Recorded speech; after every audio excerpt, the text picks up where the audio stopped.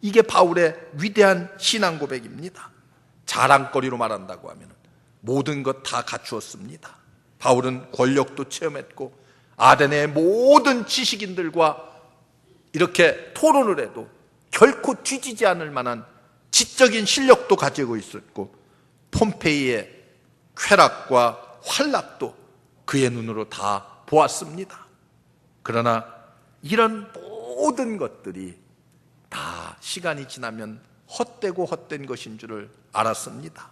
그래서 그는 그런 것들을 자랑하지 않고 오직 우리 주 예수 그리스도의 십자가만을 자랑하겠노라고 고백합니다. 그러면 왜 십자가입니까? 바울이 예수님에 대해서 자랑할 것이 왜 십자가뿐이겠어요? 예수님의 기적적인 탄생, 죽었다가 사흘 만에 부활하신 부활의 주님, 그런 것들도 자랑거리로 얼마든지 내놓을 수 있는데 바울의 자랑은 오직 십자가, 예수 그리스도뿐이라고 말씀하고 있습니다. 왜 그렇습니까? 그 이유는 간단합니다.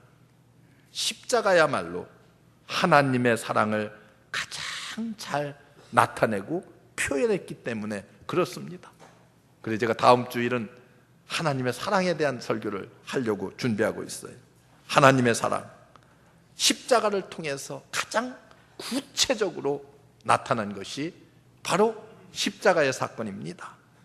독생자까지도 십자가에 죽어야 하는 죄악의 무서움을 우리는 십자가를 통해서 보았습니다. 이 십자가는 그렇기 때문에 하나님의 공의, 하나님의 사랑, 이 두 가지를 가장 완벽하게 우리들에게 보여준 것이 십자가입니다. 하나님의 놀라운 구원 계획도 십자가의 능력입니다. 여러분과 나를 구원하는 그 구원도 바로 십자가를 통해서 우리의 구원이 성취되었습니다. 그래서 성경은 이렇게 말합니다. 십자가의 도는 멸망하는 세상 사람들이 볼 적에는 미련한 것이로되 구원받은 하나님의 백성들에게는 하나님의 능력이 됨이니라. 이렇게 말해요. 바울은 그래서 유대인들은 표적을 구하고 헬라인들은 지혜를 구하지만은 나는 십자가에 못 박히신 예수 그리스도만을 전하노라. 이게 바울의 위대한 고백입니다. 여러분, 사도 바울의 고백을 성경 가운데서 읽어보면 얼마나 은혜가 되는지 몰라요. 얼마나 많은 사람들이 눈에 보이는 표적만을 따라다녀요. 눈에 조금만 표적을 보이면 거기에 우르르 사람들이 몰려가는 이런 세상 가운데서 나는 그런 것들을 원하지 않고 그런 것들을 자랑하지 않고 오직 십자가의 주님만을 자랑한다고 고백합니다. 많은 사람들이 신앙생활을 어떻게 해요? 내 필요대로 해요.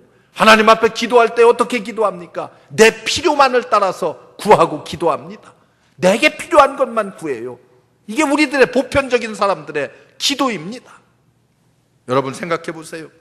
이 세상에 어떤 정치가가 여러분들에게 영생의 소망을 안겨준 정치가가 있습니까?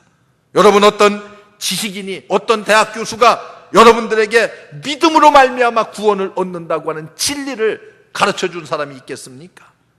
어떤 세상의 철학이 죄사함의 기쁨과 감격을 여러분들에게 안겨주었어요? 또 어떤 도덕과 윤리가 강도를 성자로 변화시켜 줄 수가 있겠습니까? 세상의 그 어떤 지식이 천국의 비밀을 우리에게 알려줄 수가 있겠습니까? 그러나 여러분, 이 십자가는 이때까지 말한 모든 비밀들을 십자가 하나에 다 담고 있습니다. 십자가를 이해하면 우리는 영생의 소망도, 구원의 진리도, 그리고 죄사함의 기쁨도, 천국의 비밀도 다 알 수가 있게 돼요. 이게 십자가가 우리에게 주는 은혜입니다. 그렇기 때문에 모든 능력이, 모든 비밀이 십자가를 통해서 풀어진다고 하는 것을 성경이 우리에게 말해주고 있습니다.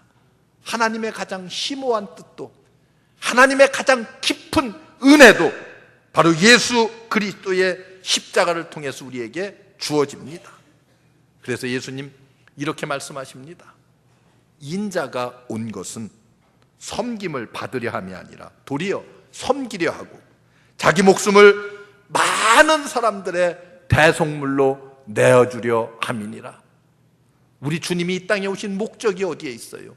십자가를 지기 위해서 오셨어요.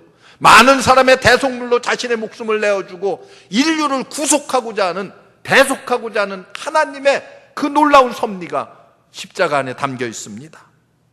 예수님은 십자가를 눈앞에 놓고 기도하실 때에 마태복음을 보면은 이렇게 말씀합니다. 심히 고민하여 죽게 되었다. 누가복음을 보면은 기도하실 때에 땀방울이 핏방울과 같이 되기까지 기도하셨다. 마가복음에 보면은 심히 놀라시며 슬퍼하사 이렇게 말씀하셔요. 죽음이 두려워서 놀라시고 슬퍼하신 것이 아닙니다. 죄가 없는 예수님께서 죄인이 되어서 십자가를 져야 되는 것이 두려웠던 거예요. 그러나 여러분, 예수님은 결론을 내립니다. 내 뜻대로 마옵시고 아버지의 뜻대로 하옵소서. 결론을 그렇게 내린 다음 예수님의 마음에 기쁨이 찾아왔습니다. 십자가 위에서 옷이 벗겨지고 홍포가 입혀지고 가시면류관이 쓰여집니다. 채찍질이 가해지고 수많은 사람들이 침을 뱉으며 야유와 조롱을 퍼붓습니다. 골고다 언덕을 향해서 걸어가십니다. 지금도 이스라엘에 가면 예수님께서 걸어가신 골고다의 언덕, 지금은 양짝에 다 가게들이 질비하게 늘어섰지만은 아직도 그 길의 이름은 고난과 슬픔의 길입니다. 그 길에 호산나 찬송하며 예수님을 맞이하던 사람들도 다 없어졌어요. 떡을 받아 먹던, 예수님의 기적을 보며 좋아하며 쫓아오던 사람들도 다 사라져버렸습니다. 죽기까지 예수님을 배반하지 않고 따르겠다고 하던 베드로도 보이지 않습니다. 요한은 십자가를 지고 가는 예수 그리스도를 향해서 세상 죄를 지고 가는 어린 양을 보라. 세상의 인류의 모든 죄를 대신 짊어지고 가는 그 어린 양을 보라고 말합니다. 넘어지며 쓰러지고 골고다에 오르는 그 주님, 여러분과 나의 구세주의 모습입니다. 여자들이 따라오면서 눈물을 흘리며 울고 있습니다. 안타까이 울고 있어요. 이때 우리 주님 뭐라고 말씀하십니까? 나를 위하여 울지 말라. 너희 자녀를 위하여 울라. 오히려 눈물 흘려 예수님을 안타깝게 생각하며 따라오는 여인들을 위로하고 계십니다. 마지막 십자가 위에서 온 몸에 피와 물을 다 쏟으시고, 그리고 주님은 이렇게 말씀하십니다. 다 이루었도다. 뭘 다 이루었습니까? 온 인류를 구속할 수 있는 그 놀라운 하나님의 계획을 다 이루었다는 거예요. 우리 주님께서 십자가 위에서, 십자가가 아니면 하나님의 뜻을 어떻게 내가 다 이룰 수가 있겠느냐, 그렇게 말씀하십니다. 여러분, 이 십자가는, 이 절망의 십자가는 우리에게 희망이 되었어요. 소망이 되었습니다. 이 지옥의 십자가는 우리에게 영광을 가져다 주었습니다. 이 저주의 십자가가 우리를 구원하였습니다. 이 곤욕의 십자가가 우리에게 기쁨을 안겨주었어요. 환희를 안겨주었습니다. 이 죽음의 십자가가 우리에게 생명을 주었습니다. 여러분, 이 미움의 십자가가 우리의 심령 속에 하나님의 깊은 사랑을 심어주었습니다. 여러분, 우리가 자랑할 것이 무엇입니까? 세상의 그 어떤 것들을 우리가 자랑하겠습니까? 십자가를 자랑해 보세요. 만사가 영광 중에 하나님의 축복으로 이어질 것입니다. 사도 바울은 오늘도 하나님의 말씀을 통해서 우리에게 말해주고 있습니다. 내게는 우리 주 예수 그리스도의 십자가 외에는 결코 자랑할 것이 없나니. 그리고 바울은 이렇게 말해요. 내가 내 몸에 예수의 흔적을 가지노라.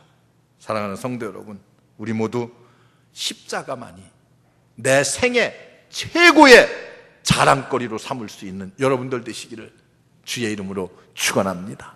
기도하겠습니다. 은혜로우신 하나님, 감사합니다. 우리를 부르시고 십자가의 대속의 은혜를 주시니 감사합니다.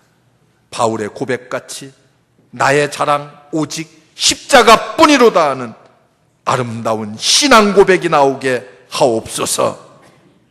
우리 모두에게 이 십자가의 은혜가 넘쳐날 줄로 믿습니다. 예수님의 이름으로 간절히 기도하옵나이다. 아멘.